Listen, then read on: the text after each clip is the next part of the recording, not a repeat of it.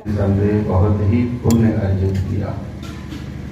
ये तो नहीं कह सकते कि कितना पुण्य अर्जित किया, किंतु ये ऐसा पुण्य है जो खत्म भी नहीं होगा।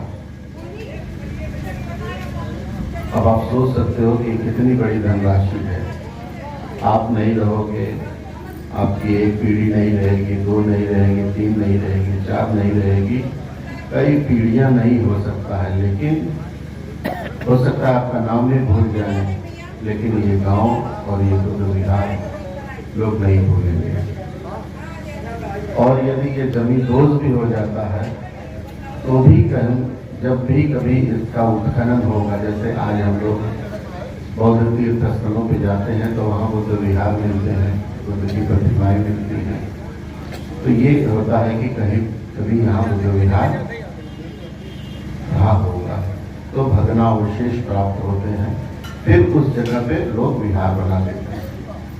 तो ये हजारों साल तक का जो है लोगों की आस्था का, लोगों की पूजा का, लोगों की मन की सुख शांति का, लोगों के कल्याण का, उनके हित सुख सारी चीजों के लिए ये क्या है, एक दर्शनीय और पूजनीय स्थल है। तो आपने कैसे एक जमीन के टुकड़े को, जमीन के एक छोटे से हिस्से को कैसे आपने पूजा के योग्य बना दिया। तो ये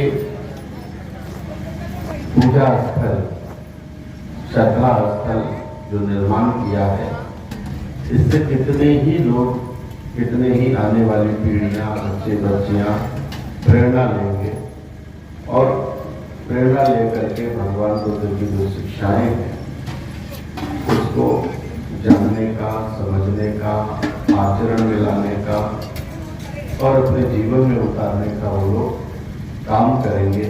तो जिन लोगों का जीवन सुधरेगा या जो भटके लोगों को मार्ग मिलेगा, या यूँ समझ लीजिए कि व्याकुल व्यक्ति को जो शांति मिलेगी, ये सारा का सारा कुशल पुण्य उनके हिस्से में जाता है जो लोग इस तरह का काम करते हैं। तो ये एक तरह से समाज की सेवा है, और ये हम नहीं कह सकते कि कौन व्यक्ति इसकी जो है यहाँ से प्रेरणा लेगा, लेकिन प्रेरणा जरूर लोग लेंगे। तो ये सारा का सारा जो है मनुष्य के पुण्य में और उसके कुशल कर्मों में इसका संचय है। तो इसीलिए जो है हम लोगों को निसंदेह ये चाहिए कि हम लोग इस पुण्य के भागी बने। हम सब लोगों का कर्तव्य है, जो भी बौद्ध हैं, हम सब का कर्तव्य है कि ऐसे काम में, ऐसे चीजों के लिए हम लोग पुण्य का भागी बने। कुछ जैसे कहा जाता है कि कोई शारीरिक रूप से कर सकता है, कोई मानसिक रूप से कर सकता है, कोई आर्थिक रूप से कर सकता है, तो सहयोग इसमें बना रहना चाहिए। साथ ही मेरी अपनी भी एक इच्छा है कि आप लोगों ने विहार बनाया, इसके साथ ही अगर संभव हो सके तो एक पुस्तकालय भी बनाएं। वह पुस्तकालय भी जो आज हमारे बीच में उपासिका नहीं है, चाहे उनके नाम से ही बनाए या किसी और के ही नाम से बनाए, पिता दादा बहुत सारे लोग हैं, किसी के भी नाम से बनाए। यदि पुस्तकालय बनाते हैं तो यहाँ के जो आने वाली पीढ़ियाँ हैं या जो लोग हैं वर्तमान में भी और भविष्य में भी, वो लोगों को कुछ न कुछ ज्ञान अर्जन करने का अवसर मिलेगा, है ना। और ज्ञान अर्जन करने का अवसर मिलेगा तो ये भी एक क्या कहते हैं, आप मार्गदर्शन का काम करेंगे, लोगों को अंदर प्रेरणा जगाने का काम करेंगे। हो सकता है कि यहाँ से उस आपके विहार से कोई प्रेरणा लेकर के भिक्षु बन जाए, कोई भिक्षुणी बन जाए, कोई अच्छा उपासक बन जाए, तो कुछ भी हो सकता है।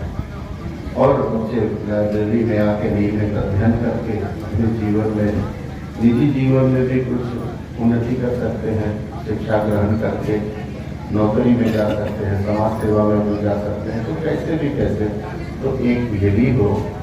हाँ, दूसरा और जैसे कि आपके यहाँ और व्यवस्था अगर कर सकते हैं तो एक आध कहीं न कहीं भिक्षु निवास जैसा भी बना दें कि यदि कोई भिक्षु कभी आए तो उसको रुकने ठहरने का 2-4 दिन आपके यहाँ बिहार में रहने का मौका मिले, या फिर बिहार में भिक्षु तो होना ही चाहिए, यदि कोई मिल जाता है तो उनको स्थापित कर लीजिए, उनको रख लीजिए, या फिर कभी कभी वर्षावास के लिए भिक्षुओं को आमंत्रित किया जाता है।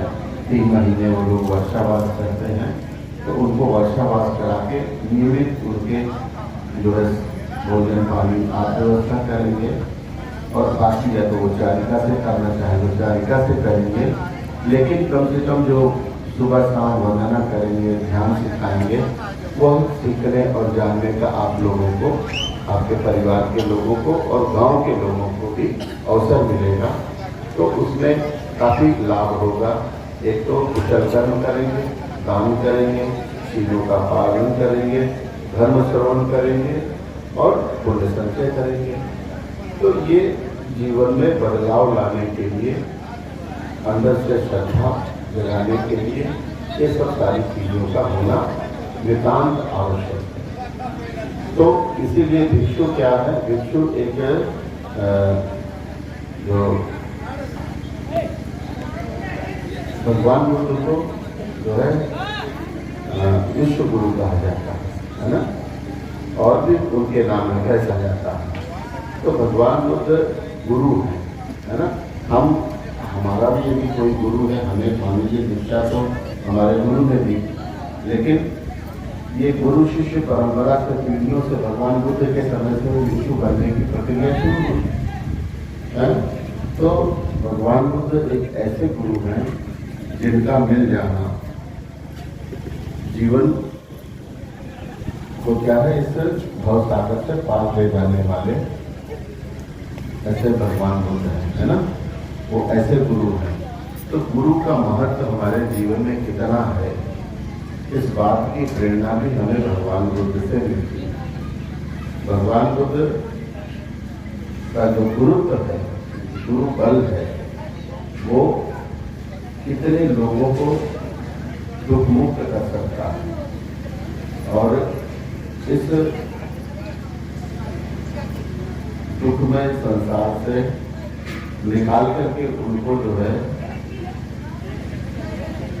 विमुक्ति ज्ञान दर्शन तक ले जा सकता है, निर्वाण तक पहुंचा सकता है। तो सारे दुखों का अंत करने का जो बल है वो भगवान बुद्ध में है, भगवान बुद्ध की शिक्षाओं में है, और उनका आचरण और उनकी शिक्षाओं को आत्मसात करके जो लोग अपना जीवन यापन करते हैं उन लोगों में है।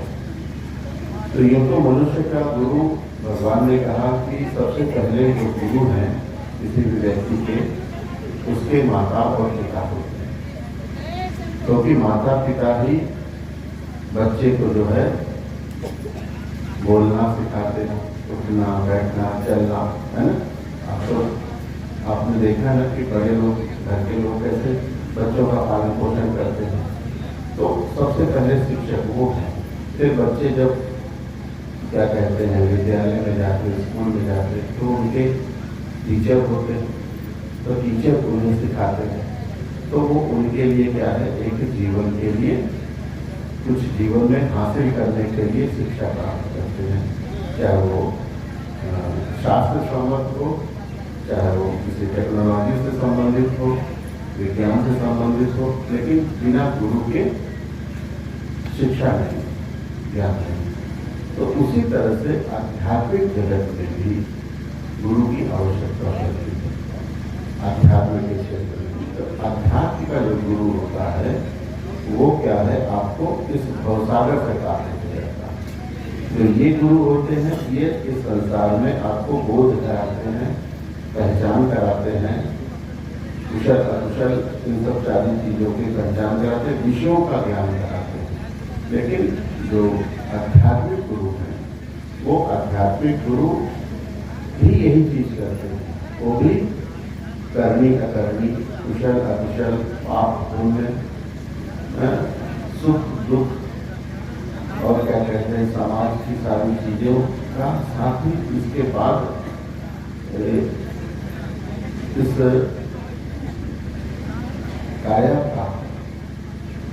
काया की जो सच्चाई है इसको भी वो ज्ञान कराते हैं। तो गुरु का हमारे जीवन में बड़ा ही महत्व होता है। तो भगवान बुद्ध हमारे गुरु हैं, या जैसे भिक्षु लोग हैं ये भी आपके आचार्य हैं, गुरु हैं। तो इनकी सेवा करना और इनकी बताई हुई बातों का जीवन में आचरण करना, पालन करना ही हमारे लिए उत्तम मंगल होता है। अगर हम इनकी बातों का अनुसरण नहीं करते हैं तो हमारे जीवन में कोई परिवर्तन नहीं आ सकता है। तो इसलिए भगवान बुद्ध जो सबसे पहले गृहस्थों के लिए एक सदाचरण सिखाते हैं कि हम कैसे सद आचरण कर सकते हैं। तो सद आचरण में भगवान ने जैसे गृहस्थों के लिए पंचशील और पंचशील कहे कि आपको सब लोगों को पता है कि पंचशील क्या है ना। तो पंचशील यही है कि हिंसा न करना, चोरी न करना, व्यभिचार न करना और झूठ न बोलना और नशा पता न करना। ये तो सदाचरण ही है, नैतिकता है, नैतिक जीवन के लिए है। लेकिन ये सील ही हमारे लिए क्या है, रास्ता बताया भगवान ने कि सीलस सत्यस सोपान, सील ही सुगति की ओर ले जाने वाला रास्ता है। बिना शील का पालन किए हम सुगति को प्राप्त नहीं हो सकते। तो ये एक चीज है। तो उसी तरह से भगवान बुद्ध जो है लोगों को सारी बातों के बारे में अच्छे से समझाते हैं। बुद्ध का जो धर्म बड़े क्या कहते हैं विस्तार रूप से प्रकाशित किया है भगवान ने।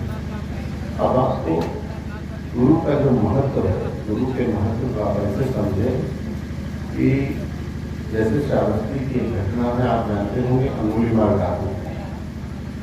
अंगुलीमाल कैसा व्यक्ति था? वो इतना हिंसक व्यक्ति था, है ना, कि उसने अपने जीवन में 999 लोगों का वध कर दिया और एक व्यक्ति की और वध करना ही उसका शेष बाकी था और वो उसे ढूंढ रहा था। तो कहानी बहुत लंबी है, मैं पूरी कहानी तो नहीं बताऊंगा, लेकिन उधर क्या है कि जो कौशल राज की जनता थी वो त्राही कर रही थी, उससे छुटकारा पाना चाहती थी। राजा के ऊपर इतना लोगों का दबाव था, जनता की इतनी आवाज थी कि उसको किसी तरह से पकड़ के उसको जेल में डाले और उसका वध कर। तो अब वो कई बार चढ़ाई भी किया लेकिन उसे पकड़ नहीं पाया। तो भगवान बुद्ध के पास तक आता है कि भगवान मुझे आशीर्वाद दीजिए कि मैं जाकर उसे पकड़ करके अपनी जनता जो त्राही कर रही है उससे मुक्त कराऊं।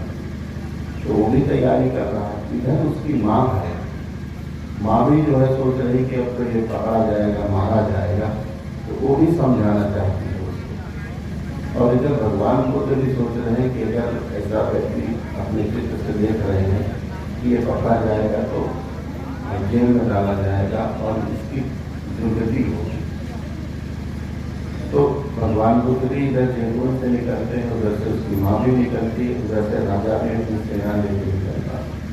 एक साथ सब घटनाएं घट रही। लेकिन माँ आगे आगे जल्दी जल्दी दौड़ जाती है कि सेना आने से पहले जो है उसको बता दे और वो छिप जाए और भाग जाए, नहीं तो पकड़ा जाएगा तो मारा जाएगा। क्योंकि माँ की ममता ऐसी होती है, बेटा कितना भी अपराधी हो उसके लिए, लेकिन फिर भी उन्हें चाहती कि ये पकड़ा जाए या सजा पाए, उसे तब भी बचाना, उसकी आरक्षा करना चाहती, क्योंकि उसने गर्भ में पाल करके उसको जीवन दिया है ना, और उसको सब कुछ किया है, तो उसकी चिंता उसे है। तो क्या भगवान बुद्ध जाते हैं, वो आप पूरी कहानी जानते हो कि वो भगवान बुद्ध के पीछे दौड़ता है और जब पकड़ नहीं पाता, पहुंच नहीं पाता उन तक, तो जोर से चिल्लाता है तलवार ले करके, एक समर्थ ठहर, है ना, ठहर, रुकने को बोलता है। तो भगवान बुद्ध तो सामान्य गति से चल रहे थे, लेकिन उन्होंने तो गलत जवाब दिया उसे कि मैं तो कब का कह रहा हूँ, तू कब कह देगा, मतलब कि मैं तो कब का रुका हूँ, तू कब रुकेगा। अर्थात अकुशल कर्म करने से, बुरे कर्म करने से मैं तो कब का रुक गया हूँ, तू कब रुकेगा। तो ये सारा संवाद होता है भगवान से और शिक्षा देते हैं, आते हैं और उसे भिक्षु बन करके अरहत्व को प्राप्त होता है। तो अब आप ये सोचिए कि एक व्यक्ति इतना हिंसक, और यदि वो ऐसे में मर जाता तो कितनी बड़ी दुर्गति को प्राप्त करता। भाई इतनी हत्या करने वाला है ना, कहते ना कि नरक में ही जाता, या पाप का इतना भार उसके ऊपर होता कि वो कई कल्पों तक उसको भोगता। लेकिन बुद्ध जैसा उसे गुरु मिला कि इतना विकृत चित्त, इतना हिंसक चित्त होते हुए भी उसे मार्ग दिखाया और जीवन मुक्त कर दिया, है ना। तो उसकी मुक्ति का द्वार खोल दिया, उसके कल्पों तक के दुख को नष्ट कर दिया, है ना। और वो सामान्य जन से अरहत हो गए और लोगों के पूज्य हो गए, है कि नहीं तो लोग उनको जहां देखते वहीं मार डालते। तो ऐसे व्यक्ति के भी तारणहार हो गए ना बुद्ध। तो एक गुरु की कृपा यही तो है कि गुरु का बल, गुरु का तेज यही है कि उसे दुख मुक्त कर दिया, उन्होंने दुखों से मुक्त दिला दिया। और आप सोचो कि जैसे कि एक छोटा सा उदाहरण सा है कि एक कंकड़ लीजिए, छोटा सा पानी में डालिए, डूब जाता है ना। लेकिन एक बड़ा सा उसका कई हजार गुना बड़ा पत्थर भी हम लोग नदी के उस पार से इस पार लेके चले आते हैं। तो कैसे लेके आते हैं, एक नाव पे रख करके उसी पत्थर को हम अगर इधर से ले जाना चाहे उधर तो पहुंच जाता है ना। लेकिन एक छोटा सा कंकड़ भी पानी में डूब जाता है और उसमें अगर नाव न होती तो पत्थर कभी इस पार से उस पार जाता। तो गुरु जो है एक नाव का भी काम करता है, मतलब तारने का काम, पहुंचाने का काम, मुक्ति दिलाने का भी काम करता है। तो गुरु का एक महत्व है ना। तो गुरु के बिना कुछ नहीं हो सकता। ऐसे ही आप जानते होंगे सारिपुत्र का नाम आप लोगों ने सुना होगा, सारिपुत्र, है ना। सारिपुत्र नालंदा के रहने वाले थे, भगवान बुद्ध के बड़े शिष्य थे और भगवान बुद्ध का एक तरह से दाहिना अंग कहे जाते थे, क्योंकि ज्ञान में, प्रज्ञा में बुद्ध के बाद उनकी ही प्रज्ञा सबसे प्रखर थी, तेज थी, प्रज्ञावानों में अग्र थे। तो सारिपुत्र बचपन से ही सन्यासी थे, है ना। सारिपुत्र बचपन से ही सन्यासी थे। उनका सन्यासी का नाम, उनके घर का नाम जो था उपदेश था। और वो सन्यासी होकर के नालंदा में ही एक संजय वेलिपुत्र थे, वो सन्यासी थे, वो गणाचार्य थे, उनका कुरुक्षेत्र में बड़ा नाम था। तो वो उस गण के आचार्य थे। तो उनकी ही शरण में रह करके वो लोग धर्म साधना सीख रहे थे। तो उनके ही एक मित्र थे मोगलैन। तो सारिपुत्र और मोगलैन की दोनों की बड़ी अच्छी जोड़ी थी। तो अब इन्होंने एक दिन क्या किया, ये ज्ञान की तलाश में तो थे ही, लेकिन गुरु जितना जानते थे उतना सिखाए थे। तो ये लोग ज्ञान के पिपासु थे, ज्ञान की भूख इनमें थी, ज्ञान ढूंढ रहे थे, युवा थे, तरुण थे, लेकिन इन्हें उससे आगे का मार्ग नहीं मिल रहा था। आगे का मार्ग नहीं मिल रहा था।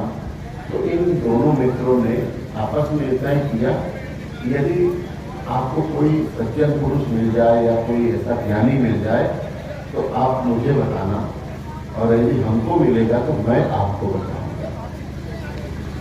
तो इस बात में दोनों की एक मत थी, एक राय था। तो एक दिन सारिपुत्र राजगीर में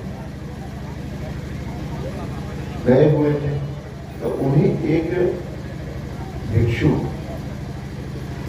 भिक्षाटन के लिए निकल के जाते हुए दिखाई दिए। तो वो जो भिक्षु भिक्षा के लिए जा रहे थे, उन्होंने परिमंडल अच्छे से ओढ़ रखा था, पाक रखना ले रखा था, और जो अपना चेहरा का जो भाव है भिक्षु के चलने का, कि भगवान ने कहा कि अपने हाथ से 3 हाथ दे करके हमें इतनी नीची नजर करके हमें रास्ते जाना चाहिए कि आगे हम किसी चीज से टकराए ना, ठोकर न लगे, लेकिन हम बाहर की जो प्रपंच है ना, इस प्रपंच को हम न देखें, इसकी तरफ मेरा ध्यान न जाए, तो उतना देखना चाहिए जितना हमें मार्ग आगे का दिखता हो।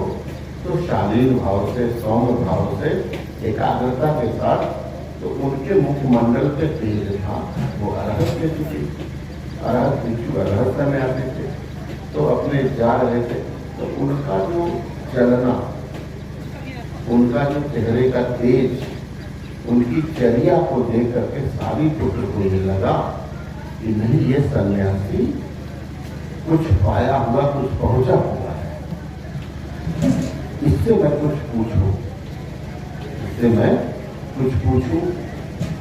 तो उन्होंने, सन्यासी वो भी थे, तो उन्होंने देखा कि ये तो अभी हाथ में भिक्षा का पात्र लेकर के, इनका पात्र खाली है, भिक्षा के लिए जा रहे हैं, तो इनको पहले भिक्षा कर लेने देते। तो वो उनके पीछे पीछे थोड़ी दूरी से थे। उन्होंने बड़े सौम्य भाव से, बिना मांगे, बिना शोर किए और बिना किसी चीज का लोभ किए हुए भिक्षा को ग्रहण किया।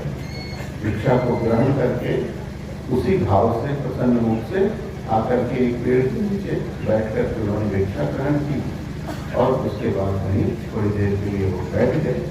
जब उन्होंने भिक्षा समाप्त कर दी, भोजन पिंडपात खत्म कर लिया, तब सारीपुत्र उनके पास जाते हैं और उनको जो भी अभिवादन या नमस्कार या जो भी बात हुई हो वो करने के बाद पूछते हैं कि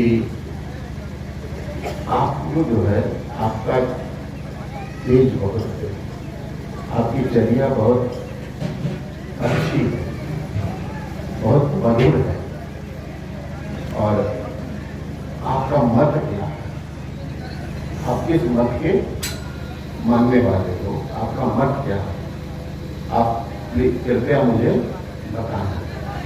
तो उन्होंने अपनी बात में यही कहा कि मैं तो बहुत कुछ ज़्यादा नहीं जानता हूँ, किंतु मेरे जो गुरु हैं भगवान बुद्ध, शाक्य पुत्र है ना, आप उनसे ज़्यादा हो, लेकिन नहीं, मुझे तो आपका देख करके आपसे कुछ जानने का मुझे लगता है कि नहीं, आप भी पहुँचे होंगे।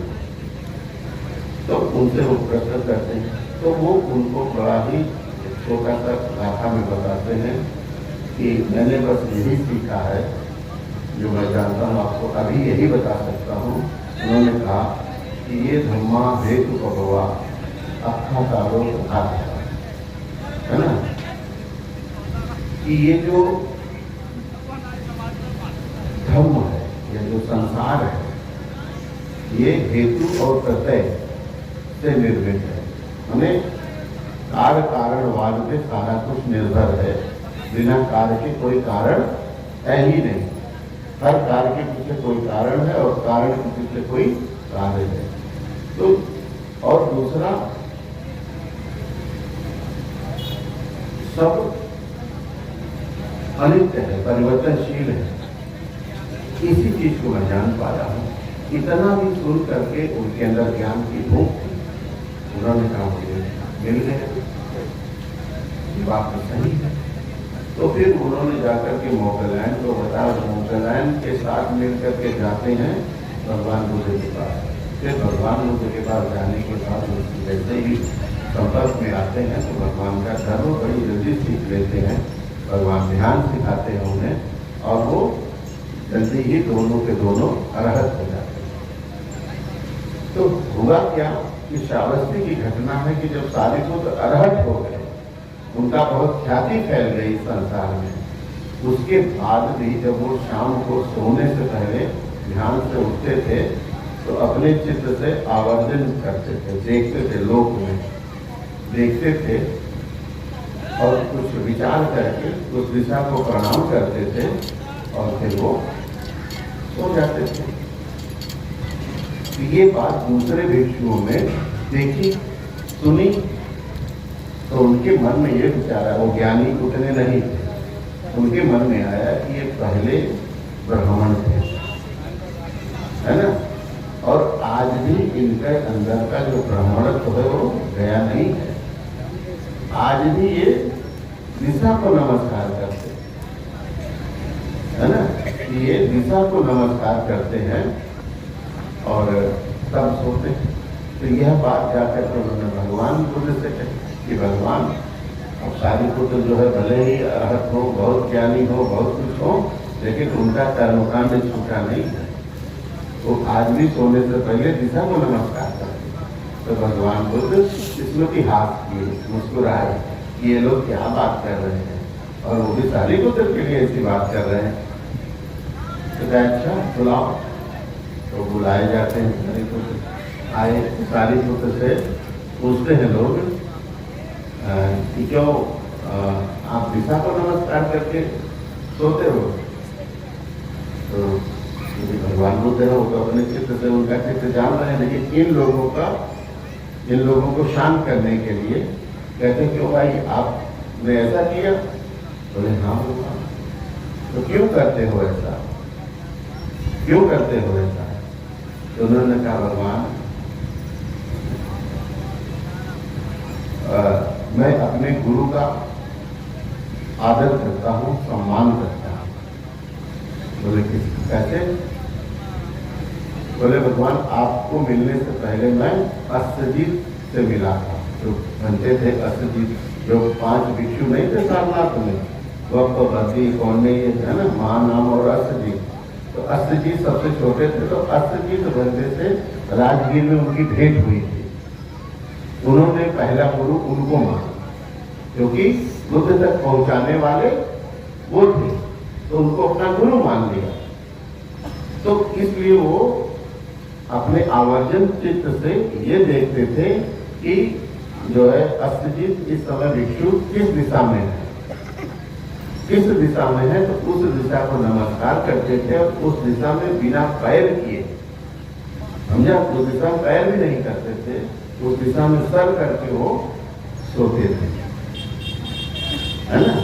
तो ये गुरु के प्रति कृतज्ञता है, गुरु के प्रति भाव है, गुरु के प्रति भक्ति है कि इतना उपकार गुरु का होता है जीवन में। तो ये सारिपुत्र जैसे महाज्ञानी इस बात को समझते हैं, है ना। तो ये उस दिन तो भगवान लोगों ने भिक्षुओं को बताया तब है, अरे हम तो गलत सोच रहे थे कि नहीं, तो बड़ा आदर्श प्रस्तुत किया। तो भगवान ने फिर उन लोगों को समझाया कि गुरु के टाइम में ये सारी चीजें होती है ना।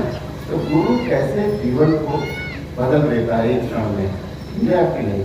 तो ऐसे ही गुरु मिलना और ढूंढना, ये दोनों का काम है।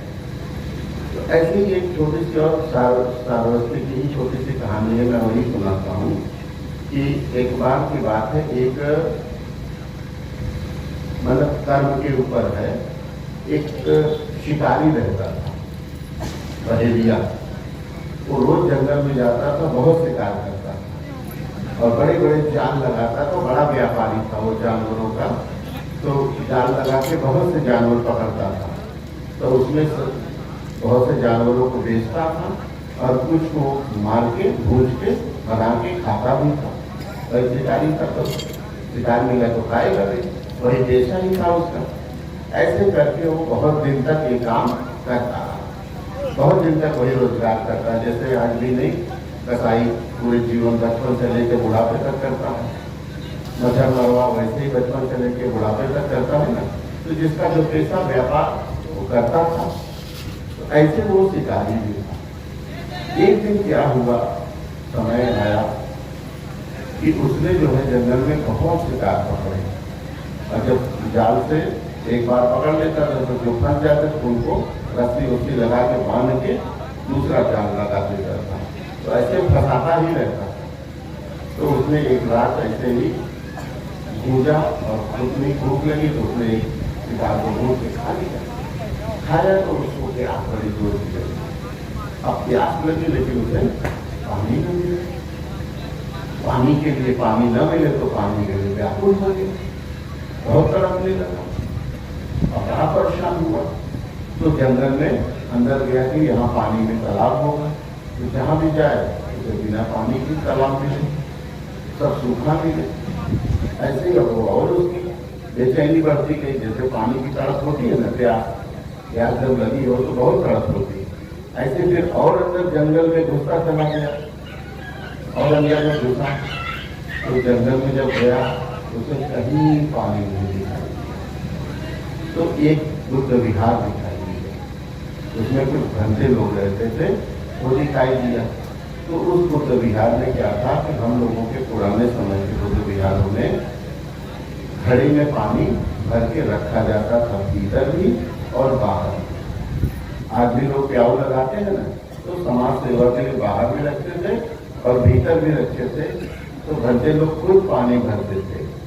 तो ऐसे करके आज भी जब हम लोगों का संगकर्म होता है तो उसमें भी हम लोग घड़े और दीपक दो चीजें जरूर रखते हैं बाहर।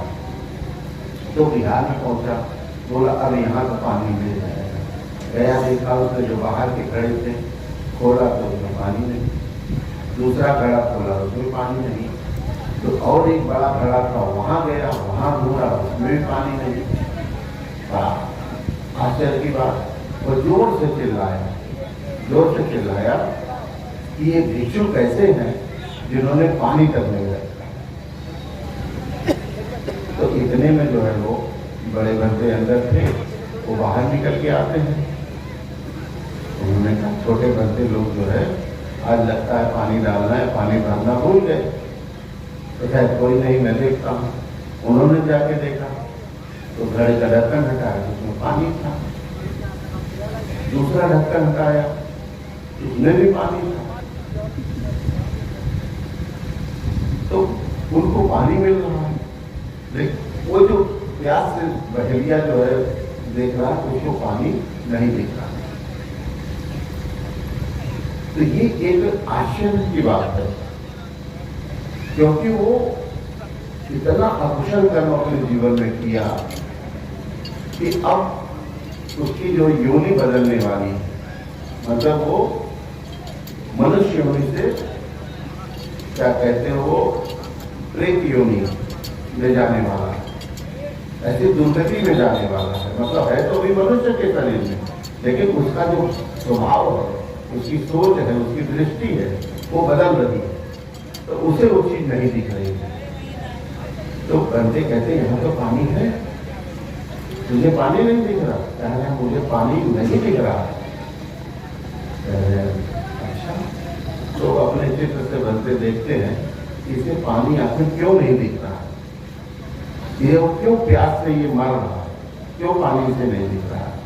तो देखते हैं कि इसने इतना अकुशल कर्म किया है, निरीह पशुओं की हत्याएं की है, उन्हें मार के बांध के रखा है कई दिन तक। भाई किसी को मारने के लिए अगर बांध दीजिए, आपको पता हो कि पेड़ में बांध दिया जाए और आपको वध करेंगे हम, तो आप जब से पकड़े गए हो तब से मरने तक तो दुख करेंगे, चिंता करेंगे, भयभीत रहेंगे, है कि नहीं? स्थिति कैसी होगी? अभी तो हम लोग कभी उस अनुभव से नहीं गुजरे हैं, लेकिन यदि वो स्थिति आ जाए तो कैसी होगी? तो जिस पीड़ा, जिस परेशानी, जिस कष्ट से वो जीव गुजरे थे, तो सारे लोगों का जो है उसके ऊपर प्रभाव था। तो बंदे देखते हैं कि अरे ये तो बड़ी दुर्गति को जाने वाला है। तो उसको कहते हैं ठीक है, तुम्हारी प्यास इससे नहीं बुझने वाली, तुम एक काम करो, तुमने जंगल में जो जाल डाल रखा है? बोले हाँ। कुछ पशु पकड़ के रखे हैं? बोले हाँ। कह रहे जाओ पहले सबको मुक्त करो, जाओ पहले सबको मुक्त करो। तो जाता है, उनको मुक्त करता है। जब उनको मुक्त करता है, पशुओं को, पक्षियों को, तो उसकी प्यास कम हो जाती है। उसकी प्यास जो तीव्रता निर्माण को हो रहा था वो कम होती है ना। तो फिर आता है, कहता अब मेरी प्यास थोड़ी कम हुई है ना, मुझे तो घुटन जो हो रही थी, वो सारी चीजें होती वो कम हुई हैं। कहते आप तो उसे जो है वो उपदेश करते हैं, जो बताते हैं, तो उसे समझ में आता है कि ये दुर्गति का मतलब द्वार है, हिंसा, या यूँ कह लीजिए कि ये जो कर्म का इतना भार है कि इसको हम बड़े बुरी अवस्था में जाएंगे, पाप में चले जाएंगे, नरक में चले जाएंगे, अर्थात जीवन के दुख में फंस जाएंगे।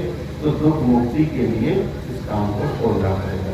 तो कहता है कैसे मैं इस दुख से पार हो सकता हूँ, मैं तो एकदम मरने ही वाला था, तो आप मुझे अपनी शरण में ले लीजिए, मुझे मार्ग आगे का दिखाइए। तो उसे भरते अपनी शरण में लेके उसे शिष्य बना लेते हैं। तो शिष्य बना के उन्होंने पहला काम, जब शिवर ने उसको शिवर दे दिया, तो पहला काम उन्होंने क्या सौंपा कि तुम आज से सारे मंदिर के घड़े भरोगे।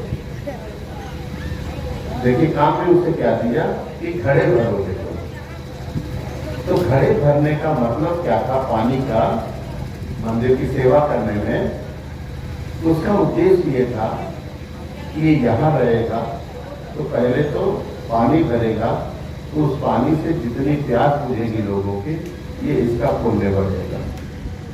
क्योंकि उस विहार में भिक्षु रहते हैं, अरहत रहते हैं, शीलवान रहते हैं, त्यागी रहते हैं, सदाचारी रहते हैं, संयमी रहते हैं, तो उनकी सेवा करने से इसका पुण्य बढ़ेगा। फिर ये उनकी संगति में रह के धर्म उपदेश सीखेगा, धर्म का पालन करेगा, शील सदाचार संयम का जीवन जिएगा। तो इसका जो है निश्चित अकुशल कर्मों से भरा है, पाप से भरा है, विकारों से भरा है, ये घटेगा, कम होगा। तो वो सेवा करके अच्छे से रहने लगा। तो एक दिन फिर क्या करते हैं कि इसे वो काफी समय बीता, एक दिन वो आचार्य इसको उस मुक्ति से निकालना चाहते थे कि अब इसको निकाल देते हैं। तो उससे कहा, उस बंदे से, छोटे बंदे से कहा कि तुम एक काम करो, रोज वो लकड़ी भी इकट्ठा करता था, पानी भी भरता था, मतलब मंदिर की सब सेवा करता था। एक दिन उससे कहा कि तुम गीली लकड़ियों का एक ढेर इकट्ठा करो, हरी लकड़ी का, और गीली जो। तो दिन भर मेहनत किया गुरु की सेवा, किंतु उसे गुरु का की वजह से उसे मुक्ति मिल रही थी, उसके कष्ट कम हुए थे, सीख रहा था, अच्छी बातें धारण हो रही थी उसे। तो गुरु की आज्ञा मान के उसने बहुत सारी हरी हरी लकड़ियां का ढेर बनाया, जैसे अभी होलिका में लोग बना रहे हैं ना, गीली सूखी कैसी हर तरह की लकड़ी डाल रहा है, ऐसे उसने भी एक ढेर। तो वो फिर जब शाम तक उसने बना दिया, ढेर इकट्ठा कर लिया। तो कहते हैं भगवान बुद्ध उनके पास जाके, गुरु जी ये हरी लकड़ी कैसे जले, हरी लकड़ी कैसे जले, जल जाए।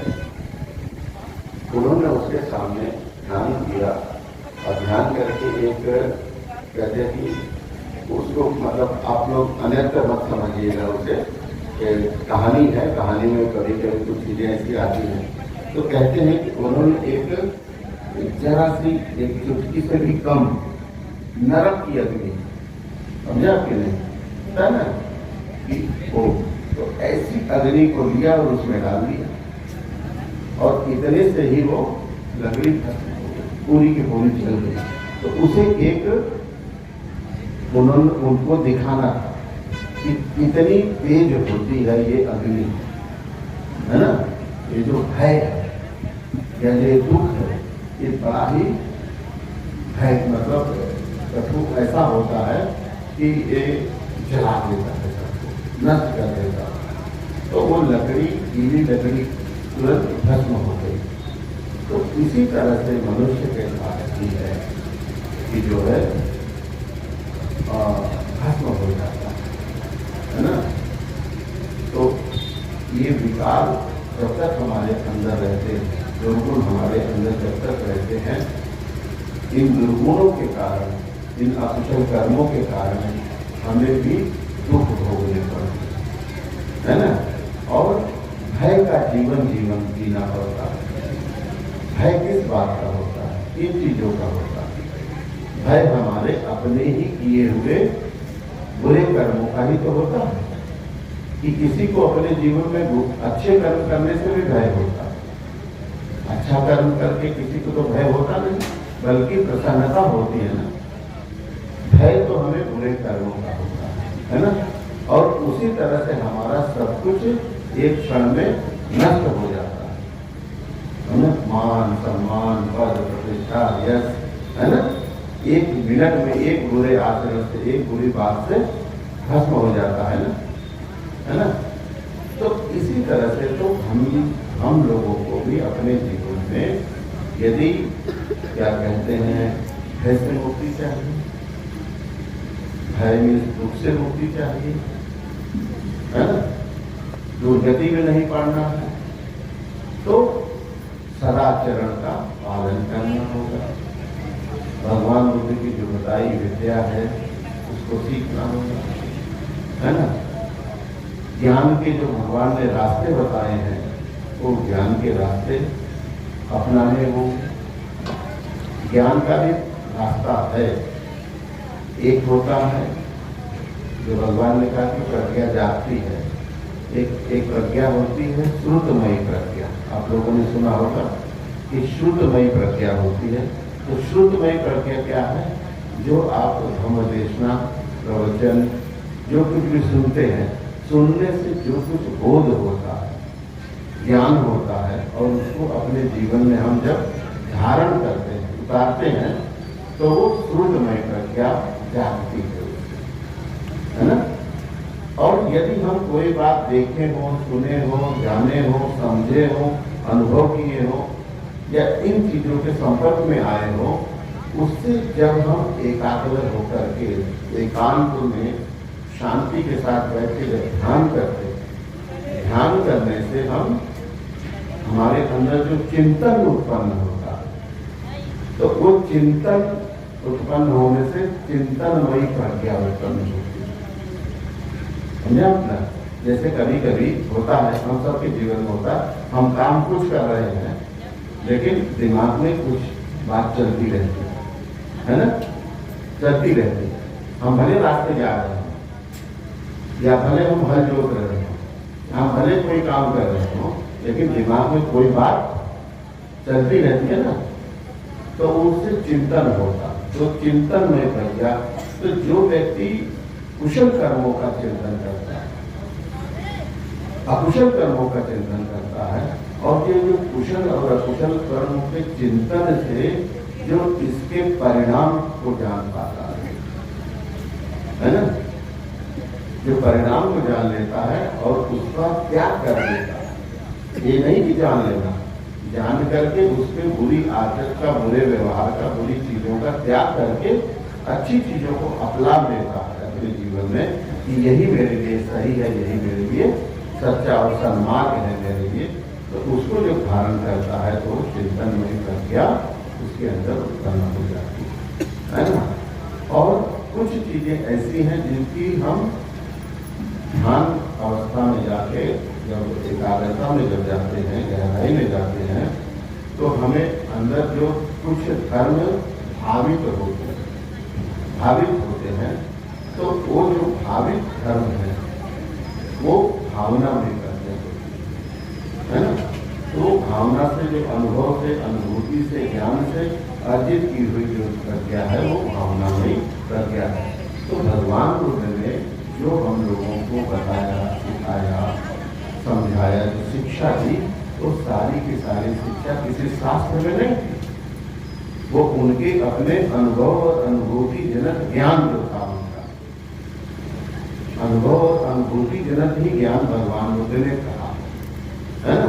तो इसलिए बुद्ध का अंकुर, बुद्ध बनने का अंकुर हमारे अंदर भी है, लेकिन हम इतने शीलवान नहीं है, इतनी हमारी पारमिताएं नहीं है, है ना, न इतनी हमने साधना की है ना, जिससे हम वहां तक पहुंच जाए। किंतु पहुंचा जा सकता है, सबके लिए सुलभ है, ये भगवान बुद्ध ने कहा। समझ रहे ना मेरी बात, है ना, कि कि हम पहुंच सकते हैं, तो पहुंचने के लिए रास्ते हैं और उसका हमें अपने जीवन में आचरण करना है, पालन करना है और वो सारी चीजें हैं। तो भगवान का जो धर्म है वो बहुत विस्तार से कहा हुआ, कोई भी चीज ढकी नहीं है, सारी चीज ओपन है ना। भगवान ने कुशल धर्म बताए तो अकुशल धर्म भी बताए। आप अपने जीवन में पढ़िएगा महामंगल सूत्र, उसमें 38 प्रकार के मंगल बताए हैं, पढ़े हैं ना बहुत लोगों ने, तो 38 प्रकार के मंगल हैं। तो वही पराभव सूत्र बताया है कि कैसे हमारा पतन होता। तो ये उत्थान पतन, कुशल अकुशल, ये सारा भेद जब तक हम नहीं जानते तब तक हम सही और गलत का निर्णय नहीं जीवन में लेते, तब तक हम वास्तव में हमारे अंदर परिवर्तन नहीं होने वाला, कोई ज्ञान नहीं होने वाला, कोई बोध होने वाला नहीं है। तो इसलिए हमें धर्म को धारण करना पड़ेगा, है ना। धारण करे तो धर्म है ना, आपने सुना। तो धर्म को धारण करना है, तो इसके लिए एक जीवन में एक गुरु की आवश्यकता होती है। गुरु तो आज बहुत, लेकिन कैसे होते, कहाँ ले जाते, गिर हैं आप ना। तो भगवान ने एक गुरु के बारे में और बताया कि एक गुरु ऐसा होता है जो अपने समाज को गड्ढे में ढकेल देता है, अपने लोगों को, और एक गुरु ऐसा होता है जो समाज को उभार देता है, मैंने उनको मुक्ति की ओर लेके चला जाता है। बुद्ध जैसा व्यक्ति जो उसकी परिषद में थे, है ना, वो लोग अरहत हुए, श्रोतापन हुए, सगंधागामी, अनागामी हुए ना, तो वो मुक्ति की ओर लेके जाते हैं, दूसरे क्या डुबा देते हैं। तो भगवान बुद्ध ने उन गुरुओं की उपमा दी चरवाहे से। आप सोचिए कि गुरु की उपमा चरवाहे से भगवान दे रहे, इतनी बड़ी बात है कि चरवाहा से उसका उदाहरण दिया भगवान ने। चरवाहे का एक अनाड़ी चरवाहा होता है ना, और एक ज्ञानी चरवाहा होता है। कैसे होता है कि आपने पशुओं के झुंड में देखा है कि जो सबसे बड़ा, मजबूत और अनुभवी जो पशु के झुंड में पहला जानवर होता है वो आगे चलता है, उसके पीछे दूसरे दूसरे पशु चलते हैं, है ना। तो होता क्या है, जो चरवाहा चराने लेके जाता है तो वो पशु अपने आप चलते हैं, वो पीछे से डंडा मारता रहता, हाँकता रहता, चिल्लाता रहता, ऐसे खेत के दौड़ा के लेके जाता है पशुओं को। तो एक बार की बात है कि नदी थी, नदी में मौसम बिगड़ा और पानी तेज से मूसलाधार बारिश हुई, नदी में पानी एक पैर बढ़ गया। तो जो अनाड़ी जो है चरवाहा था, वो क्या करता है, पशुओं को झुंड को ले जा करके डंडे से मार के सबको कूदाता है पानी में, है ना, क्योंकि वो पशु तो पानी में जाना नहीं चाहते, लेकिन वो पीछे से डंडा मार मार के सबको कूदा देता है। और सबको कूदा करके उसमें क्या है कि उसको अनुभवी और बलशाली पार हो जाते हैं, लेकिन कमजोर, बीमार या ऐसे लोग रह जाते हैं पानी की धारा में, मर जाते हैं, डूब जाते हैं, दुर्गत। लेकिन जो अनुभवी चरवाहा है वो क्या करता है कि पहले जो सबसे अनुभवी है बैल, उसको उतारता है, वो जिधर से उतरता है उधर से ही दूसरे पशुओं को उतारता है, फिर गौओं को उतारता है, फिर बछड़े को उतारता है, फिर बछड़ियों को उतारता है। और यदि कोई जल्दी का जन्मा बछड़ा या बछिया हो तो उसे वो चरवाहा अपने कंधे पे लाद करके नदी पार कराए, है ना।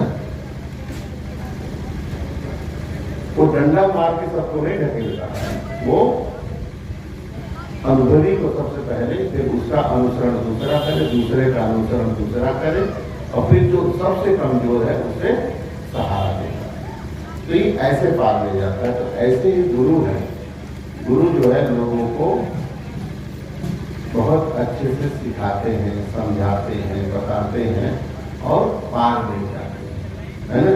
भाई सबकी क्षमता एक जैसी तो नहीं है, या हम सबको एक जैसा सिखा नहीं सकते, या सबको एक जैसा समझ नहीं सकते। तो सबकी क्षमता देख करके भगवान को जो लोगों को, भिक्षुओं को, भिक्षुणियों को कर्मस्थान बताते थे, साधना की विधियां बताते थे। आज आप लोग शिविरों में जाते हैं, एक विधि आपको सिखाई जाती है आनापानसति, है ना।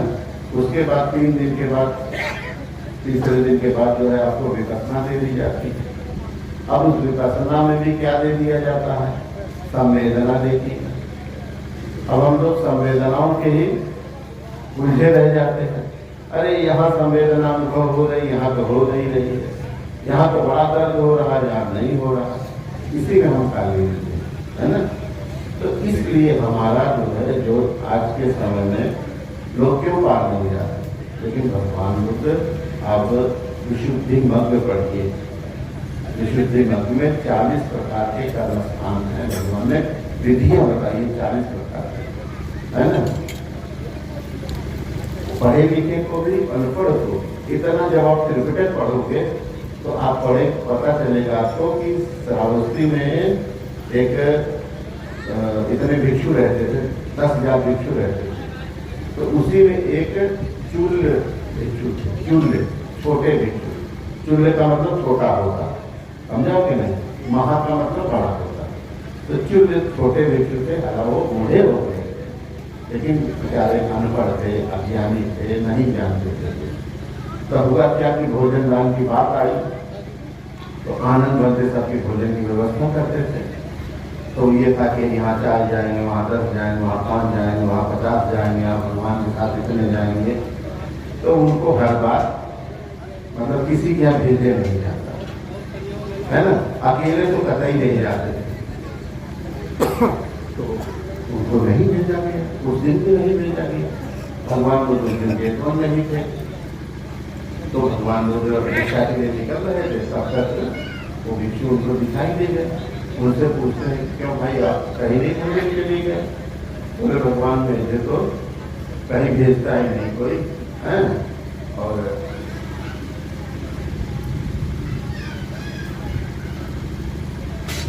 तो उनके भाई बैठे, बड़े भाई वो विद्वान थे, वो विद्वान थे, वही उसको जाने नहीं कहीं देते थे। कहते थे इसको कुछ नहीं आता, इसको मत ढकने दीजिए, रोके थे। तो खैर भगवान ने देखा, चित्र से देखा कि आदमी जितना इसको समझा जा रहा है इतना ज्ञानी नहीं है। तो उसे कहते हैं ये कपड़ा लो और ये पत्थर की शिला है, इसी पे तुम इसको रगड़ो।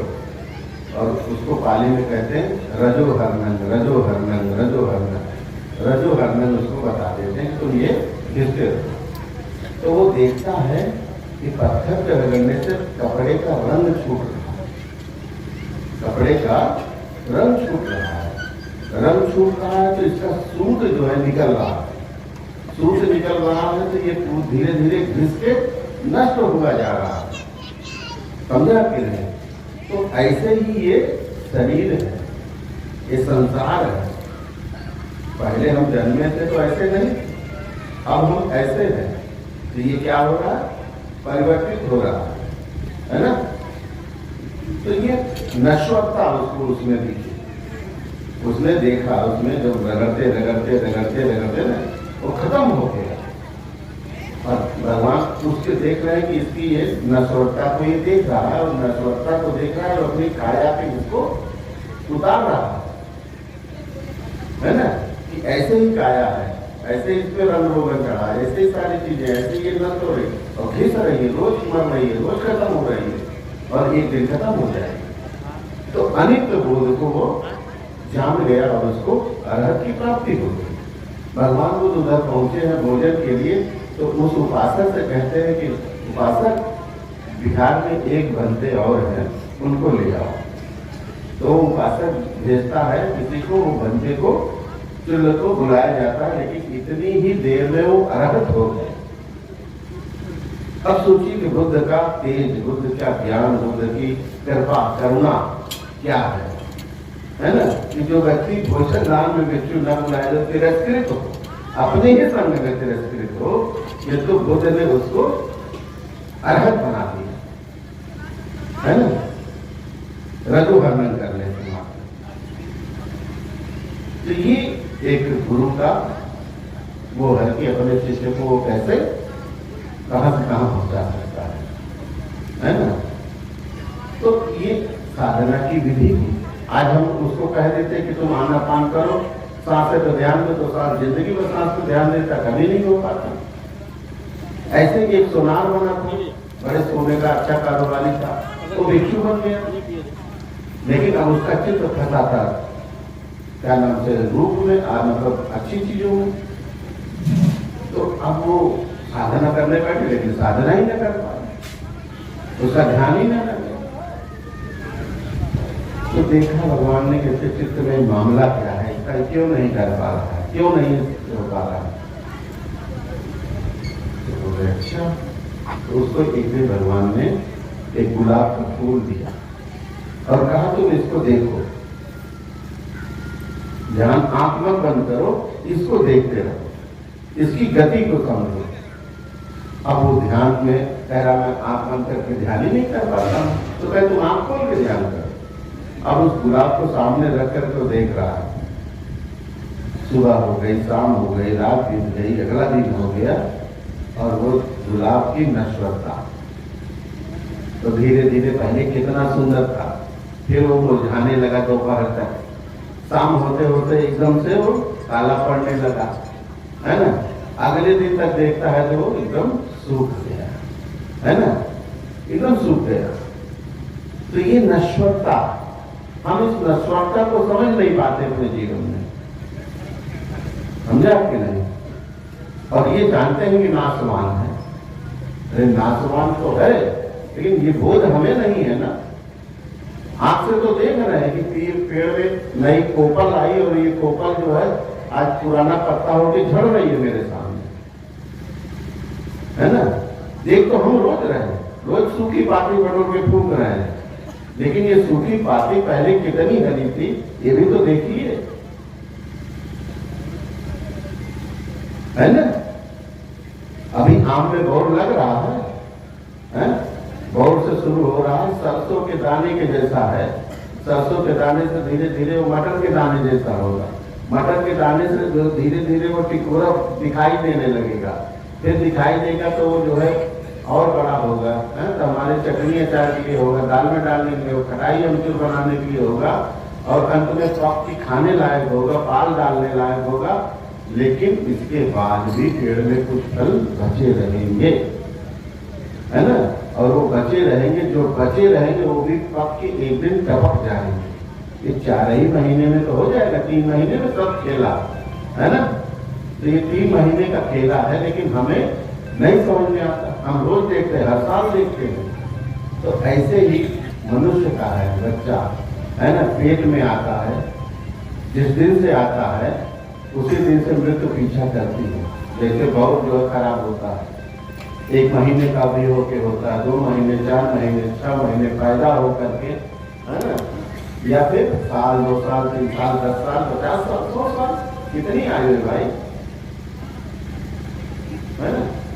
तो इस तरह से ये जीवन की अनित्यता, जीवन की परिवर्तनशीलता, जीवन की नश्वरता, इन सब का जब हमें बोध होगा तो ही सही मामले में हमें धर्म क्या है ना, भगवान बुद्ध की शिक्षाएं क्या है, ये समझ में आएंगी, तभी हम कहीं जाकर के अपने अकुशल कर्मों को रोक पाएंगे, वरना पढ़ते रहेंगे और अकुशल कर्म करते रहेंगे। यहाँ जो है अभी बहुत सारे सभाओं में कृष्ण पंथी ग्रहण करेंगे, असंजा हो जाके फिर जो है मस्त बन जाएंगे, है ना, है। अब फिर मंच मिल जाएगा, अगले दिन फिर तहाड़ के बोलेंगे, है ना।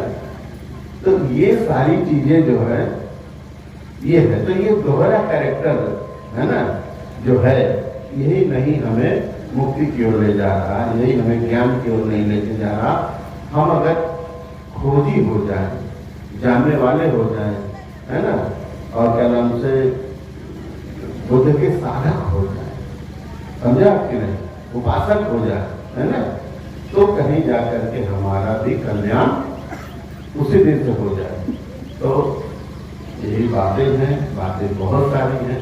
तो ये विहार अपने आप में, हमारे विहार जो होते हैं वो ज्ञान के और शिक्षा के केंद्र होते हैं। तो ऐसे कुशल कर्म के लिए हरिराम जी ने जो अपना प्रयास किया है, जो इनका परिश्रम है, निसंदेह की कई पीढ़ियों के लिए ये पुण्यदायक है ना। ये नहीं जानते कि मेरी पीढ़ी में कितने लोग होंगे, लेकिन उन सब पीढ़ियों का, है ना, कहते ना कि दादा का लगाया पेड़ है, आज उसकी छाया में है। तो ऐसे ही इनका अपना कुशल कर्म है, कुशल पुण्य है। तो आपको जो है ये सारा पुण्य प्राप्त हो, और आपके जो भी इसके पहले के थोड़ी देर के बाद बात करते हैं। तो ये पुण्य प्राप्त करना आपके लिए निसंदेह सुगति का मार्ग होगा, और आप का परिवार समाज के लिए, लोगों के लिए प्रेरणा का, आस्था का, विश्वास का केंद्र हो, और आपका यश फैले, कीर्ति फैले। आपको जो भी जन्म दिए हुए माता पिता हैं, आपके इस पुण्य के भागी बने।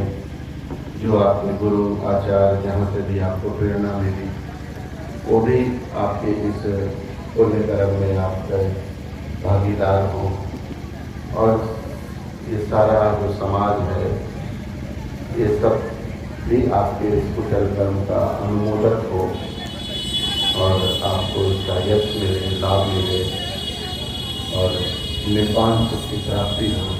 यही मंगल कामना करते हुए मैं अपनी वाणी में विराम देता हूँ, और सब लोगों के लिए मंगल कामना करता हूँ कि भवतु सर्व मंगलं रक्षन्तु सर्व देवता सर्व बुद्धान